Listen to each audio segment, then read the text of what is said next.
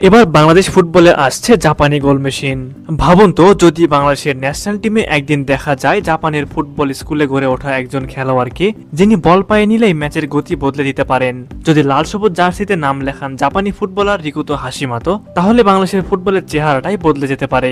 শুধু কল্পনা নয়, এমন একজন ফুটবলের উপস্থিতি দেশের ফুটবলে নতুন এক উত্তেজনা, নতুন এক স্বপ্নের জন্ম দেবে, যা বহুদিন ধরে সমর্থকরা অপেক্ষা করে আছেন।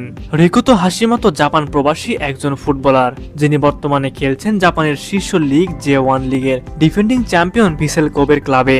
এটি এমন একটি ক্লাব যেখানে খেলেছেন আন্দ্রেস ইনিয়েস্তা ও ডেভিড ভিলার মতো বিশ্ব ফুটবলের কিংবদন্তিরা। সেই মানের লিগে নিয়মিত অনুশীলন ও প্রতিযোগিতার মধ্য দিয়ে নিজেকে তৈরি করা একজন ফুটবলার বাংলাদেশের ফুটবলে যুক্ত হলে তার প্রভাব যে কতটা পড়তে পারে তা সহজে অনুমেয়। রিকুতো মূলত একজন মিডফিল্ডার, তবে সাধারণ কোনো মিডফিল্ডার নন। তিনি মাঠে দাঁড়িয়ে পুরো খেলাটার রিদম নিয়ন্ত্রণে নিতে পারেন। কখন গতি বাড়াতে হবে, কখন বল ধরে রেখে ম্যাচকে শান্ত করতে হবে, এই সিদ্ধান্তগুলো নেওয়ার দক্ষতা তার বড় শক্তি। তার পাসিং একদম নিখুঁত, ভীষণ দুর্দান্ত এবং বল কন্ট্রোল অত্যন্ত পরিণত। বাংলাদেশের মিডফিল্ডে যেখানে দীর্ঘদিন ধরে একজন সত্যিকারের ক্রিয়েটিভ প্লে মেকারের অভাব অনুভূত হচ্ছে, সেখানে রিকুতো হাশিমাতোর মতো একজন ফুটবলার নতুন প্রাণ সঞ্চার করতে পারেন। বর্তমান বাংলাদেশের ফুটবলের সবচেয়ে বড় চ্যালেঞ্জগুলোর একটি হলো ম্যাচের মাঝমাঠে নিয়ন্ত্রণ ধরে রাখা। আন্তর্জাতিক ম্যাচগুলোতে প্রায়ই দেখা যায় দল সংগঠিত থাকলেও মিডফিল্ডের সৃজনশীলতার অভাবে আক্রমণ ভেঙে পড়ে। রিকুতো হাশিমাতোর উপস্থিতি সেই জায়গায় বড় এক পরিবর্তন আনতে পারে।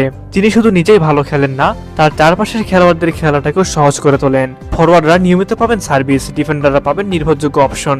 যদি কখনো রিকুতো হাশিমাতো লাল সবুজ জার্সিতে মাঠে নামেন, তাহলে তা শুধু একজন নতুন ফুটবলের সংযোজন হবে না, তা হবে দেশের ফুটবলের জন্য এক নতুন বার্তা।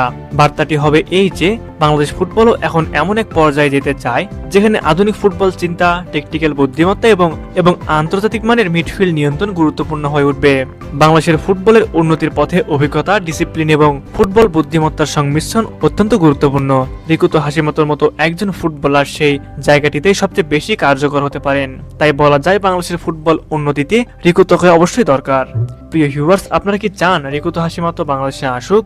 এই বিষয়ে আপনাদের মতামত আমাদের কমেন্টে জানাবেন।